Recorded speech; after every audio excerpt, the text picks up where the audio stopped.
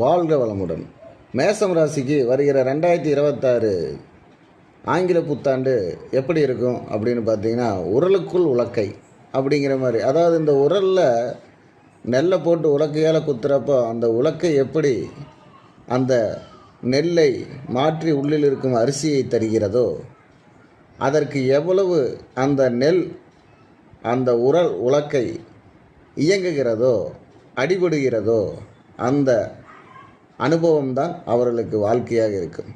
அப்படி பார்க்குறப்போ முதல் 3 மாதங்கள் அவர்களுக்கு நல்ல ஒரு இழப்புகளும் சங்கடங்களும் தன்மானத்திற்கு குறைவான விஷயங்களும் நடக்கும். அடுத்த 3 மாதங்கள் அதை உணர்ந்து நடந்து கொள்வார்கள். அதற்கு அடுத்த 3 மாதங்கள் அவர்களுக்கு அதை கடந்து சென்று ஜெயிக்கக்கூடிய ஒரு நம்பிக்கை வரும். அதற்கு அடுத்த 3 மாதங்கள் சில சுப நிகழ்ச்சிகளும் நல்லதும் கடந்து இந்த வருடம் அவர்களுக்கு மத்தியமமாக செயல்படும். வணக்கம், வாழ்க வளமுடன்.